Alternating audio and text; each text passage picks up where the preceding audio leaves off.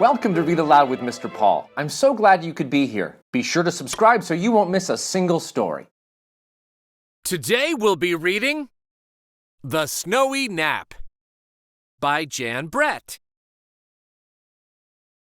The Snowy Nap by Jan Brett. Young Hedgie sniffed the chilly wind. Snow is on the way, He thought. I'll just take a last ramble around the farm. He did not want to miss a moment. He could barely keep his eyes open as he walked. The hens noticed at once. "Macaw! Time for Betty bye!" they cackled. "It won't be long before you have to hibernate, and our coop will be bedazzled by icicles. Macaw!" In a sleepy daze, Hedgie trundled past the pond. The geese honked. "Honk! Goodbye until spring. We'll think of you as we play slip and slide across the pond ice. It is already starting to freeze. Honk, honk!" Hedgie came to the sheep shed. "Nighty-night." The sheep baaed. One of the sheep had seen hedgehogs on the farm head for their cozy dens year after year as winter arrived. She was also ready to tell Hedgie what he would miss. "I'll soon see the snowmen Lisa makes," she said. "Bah!" The billy goat overheard and crunched across the frozen field to add, "As usual, you will miss winter blue time, when the sun sets and the snowy farm appears in every shade of blue." The pig watched Hedgie stop for a big yawn. "Have a good winter's sleep," she oinked. "If only I could save a few snowflakes for you. No two are alike." When the pony trotted up, Hedgie guessed what he wanted to say. "Sleep well," he neighed. "If you hear bells in your dreams, it will be me pulling my sleigh." That was the last straw. I don't want to sleep all winter like last year, protested Hedgie. I want to see icicles and snowmen, snowflakes and pond ice. I want to hear sleigh bells. Before Hedgie could yawn again, he decided to turn around and stay up for the winter. The night grew frosty cold. Must stay awake. Must stay awake. Must stay awake to see winter. Hedgie shivered and his eyes closed. From the farmhouse window, Lisa saw a still shape outside in the cold. "Poor little hedgehog is frozen stiff," she cried. She bundled him up and brought him inside.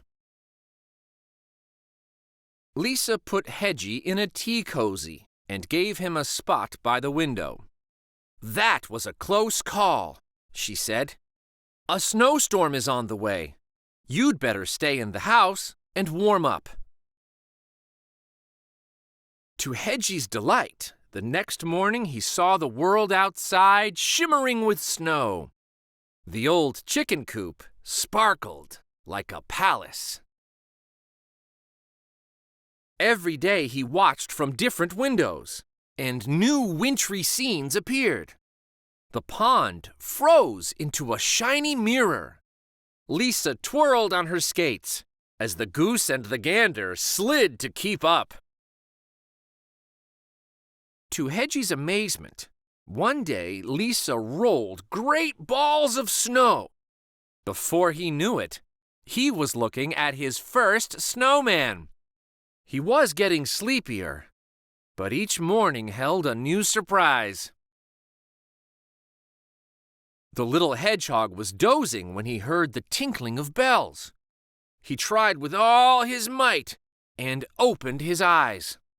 There was the pony pulling a sleigh. Lisa made a snowball and tossed it in his direction. Kapoof! Hedgie slept later every day. One day he awoke to see flowers of frost decorating his window. The trees looked like lace against the sky. I have truly seen winter, Was Hedgie's last thought as he nodded back to sleep. Lisa knew it was time. Leaving the door ajar, she cradled the little hedgehog. "You belong in the wild," she whispered in his ear as she carried him through the drifts. She crouched by his burrow and nestled him inside.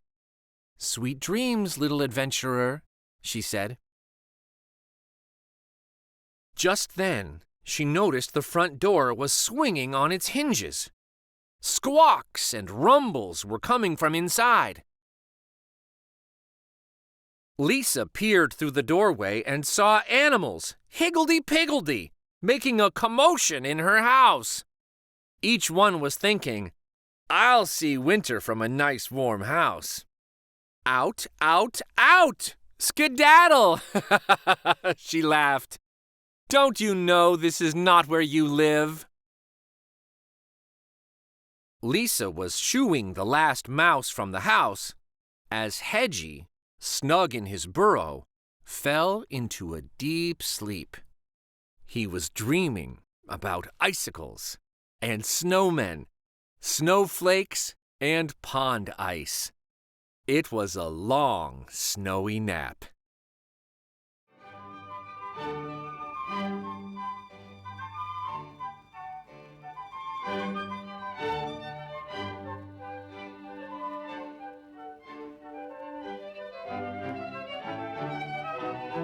Thank you so much for joining me for Read Aloud with Mr. Paul. Until next time, discover the wonder in a book. Pick one up. Take a look. For more fun stories, like and subscribe to Read Aloud with Mr. Paul. Thanks again.